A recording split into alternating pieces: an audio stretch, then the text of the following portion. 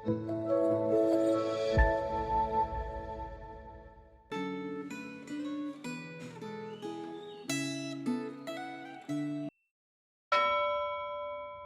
Bapak Ibu Saudara, mari sebelum merenungkan firman Tuhan kita bersatu di dalam doa. Bapa, kami bersyukur untuk boleh membaca merenungkan firman-Mu. Pimpin kami, sertai kami sehingga kami dapat memahami dan semakin mengenal Tuhan. Dalam nama Yesus kami berdoa. Amin. Tema Gema pada hari ini adalah Sang Anak Manusia dan Tahta yang Kekal, terambil dari Daniel pasal ke-7. Saya akan membacakan dari ayat 1 sampai 10. Demikian firman Tuhan. Pada tahun pertama pemerintahan Belsyazar, Raja Babel, bermimpilah Daniel dan mendapat penglihatan-penglihatan di tempat tidurnya. Lalu dituliskannya mimpi itu dan inilah garis besarnya. Berkatalah Daniel demikian, pada malam hari aku mendapat penglihatan, tampak keempat angin dari langit mengguncangkan laut besar, dan 4 binatang besar naik dari dalam laut, yang satu berbeda dengan yang lain. Yang pertama rupanya seperti seekor singa dan mempunyai sayap burung rajawali. Aku terus melihatnya sampai sayapnya tercabut dan ia terangkat dari tanah dan ditegakkan pada 2 kaki seperti manusia. Dan kepadanya diberikan hati manusia. Dan tampak ada seekor binatang yang lain, yang kedua rupanya seperti beruang. Ia berdiri pada sisinya yang sebelah dan 3 tulang rusuk masih ada dalam mulutnya di antar giginya. Dan demikianlah dikatakan kepadanya, ayo makanlah daging banyak-banyak.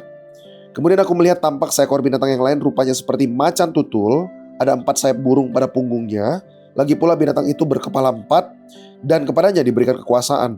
Kemudian aku melihat dalam penglihatan malam itu, tampak seekor binatang yang keempat yang menakutkan dan mendahsyatkan dan ia sangat kuat. Ia bergigi besar dari besi, ia melahap dan meremukkan dan sisanya diinjak-injaknya dengan kakinya.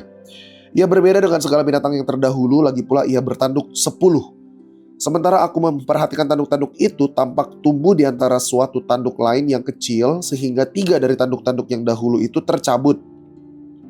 Dan pada tanduk itu tampak ada mata seperti mata manusia dan mulut yang menyombong. Sementara aku terus melihat tahta-tahta diletakkan, lalu duduklah yang lanjut usianya, pakaiannya putih seperti salju dan rambutnya bersih seperti bulu domba. Kursinya dari nyala api dengan roda-rodanya dari api yang berkobar-kobar. Suatu sungai api timbul dan mengalir dari hadapannya. 1000 kali beribu-ribu melayani dia. Dan selaksa kali berlaksa-laksa berdiri di hadapannya. Lalu duduklah majelis pengadilan dan dibukalah kitab-kitab. Bayangkan sebuah dunia yang dikuasai oleh kekuatan yang menakutkan, seperti binatang buas yang melambangkan kerajaan-kerajaan besar. Mereka penuh ambisi, haus kuasa, tidak punya belas kasihan. Saudara, itulah yang dilihat Daniel dalam penglihatannya. Kerajaan-kerajaan dunia seperti binatang buas yang saling menerkam. Dari Babel sampai kerajaan-kerajaan berikutnya, semuanya tampak menakutkan dan tidak terkendali. Namun di tengah kengerian itu, Daniel melihat sesuatu yang lain, yang lanjut usianya, atau Allah yang kekal, sedang duduk di atas tahtanya. Ia bukan penguasa yang datang dengan pedang dan panji, tetapi dengan kemuliaan dan kekudusan.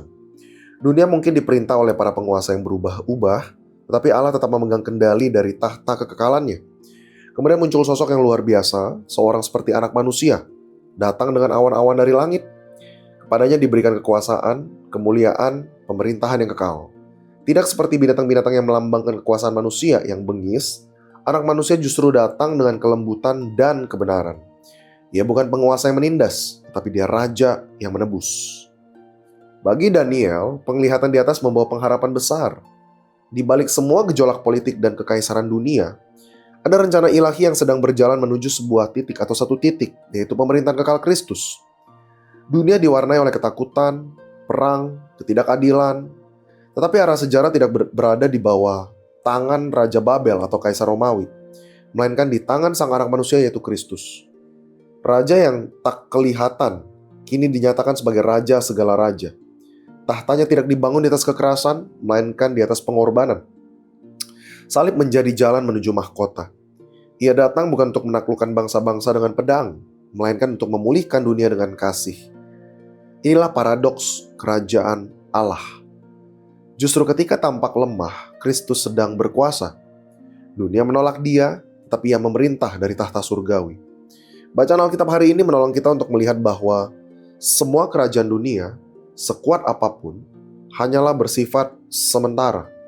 Kekuasaan manusia akan berlalu, kebanggaan dunia akan pudar, tapi kerajaan Kristus akan tetap berdiri. Inilah pengharapan kita di tengah dunia yang tampak dikuasai oleh politik, ekonomi, kekuatan digital. Saudara, kita diingatkan bahwa pemerintahan terakhir bukan di tangan manusia, tapi di tangan Anak Manusia. Jangan takut ketika dunia tampak kacau. Ingatlah bahwa Sang Anak Manusia sudah duduk di atas tahtanya, dan Ia akan datang kembali untuk memulihkan segalanya. Saudara, mari kita belajar percaya bahwa Kristus yang memegang kendali atas arah dunia kita. Mari kita berdoa.